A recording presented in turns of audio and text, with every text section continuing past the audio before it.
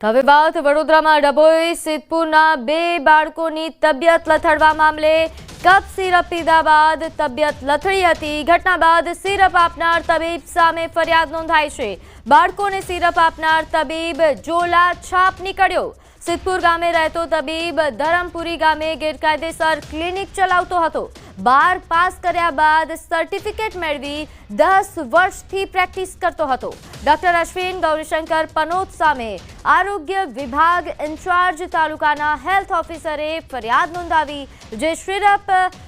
જે 7 વર્ષ કરતાં પણ મોટી ઉંમરના બાળકોને આપવાની હોય જે સિરપ, તે સિરપ તબીબે 6 વર્ષથી નાના બાળકને આપી હોવાનો ફરિયાદમાં ઉલ્લેખ થયો છે। બંને બાળકોને હોસ્પિટલમાંથી હાલ રજા અપાઈ છે। બંને બાળકોની તબિયત સ્થિર છે। ફરિયાદ આધારે પોલીસે કાયદેસરની કાર્યવાહી પણ હાથ ધરી। ત્યારે આ મામલે વધુ વિગત સાથે આપણી સાથે સંવાદદાતા હાર્દિક જોડાઈ ગયા છે। હાર્દિક, આખરે આ જોલા છાપ તબીબ સામે ફરિયાદ નોંધાઈ છે, કેવા પ્રકારની કાર્યવાહી થશે અને શું મામલો હતો, સમગ્ર વિસ્તારથી જણાવશો। બિલકુલ, જો આ સિરપ લીધા બાદ જે બાળકોની તબિયત લથડી હતી, ત્યારબાદથી આ મામલાએ સમગ્ર રાજ્યમાં ચકચાર જગાવી હતી। ત્યારે જે આરોગ્ય વિભાગ છે તેની તપાસનો ધમધમાટ ચાલી રહ્યો છે। મહત્વની વાત છે કે આજે તબીબ છે તે જોલા છાપ હોવાનું સામે આવ્યું છે, કારણ કે તેને 12મું ધોરણ પાસ કર્યા બાદ CMS ની ડિગ્રી મેળવી હતી અને ત્યારબાદથી તે એક તબીબ તરીકે પ્રેક્ટિસ કરતો હતો।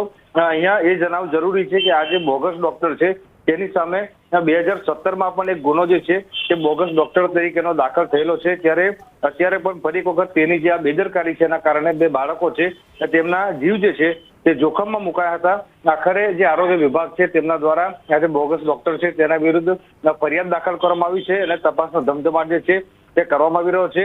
આ જે સિરપ આપવામાં આવી હતી તેના કન્ટેન્ટ પણ જે છે તે મોટા બાળકો માટેના છે, પરંતુ તબીબે કોઈ પણ જાતની દરકાર લીધા વિના જે નાના ઉંમરના બાળકો છે તેમને આ સિરપ પધરાવી હતી। એના કારણે જ આ બાળકોની તબિયત જે છે તે લથડી હતી। ત્યારે સિરપ જે છે તેના નમૂના પણ લેબોરેટરીમાં મોકલવામાં આવ્યા છે અને લેબોરેટરીમાં રિપોર્ટ આવ્યા બાદ સિરપના જે મુખ્ય કન્ટેન્ટ છે તેના વિશે વધારે માહિતી જે છે તે મળી શકશે।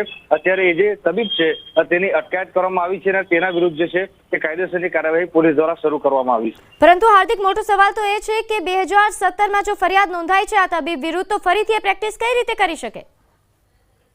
બિલકુલ, જયારે 2017માં ફરિયાદ દાખલ થઈ હતી ત્યારે આ જે તબીબ છે તેની સામે ધરપકડના જે છે કાર્યવાહી કરવામાં આવી હતી।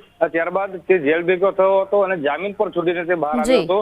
સામાન્ય રીતે આપણે આ પ્રકારના કિસ્સામાં જોતા હોઈએ છીએ। જી હાર્દિક, બિલકુલ, આભાર માહિતી આપવા બદલ।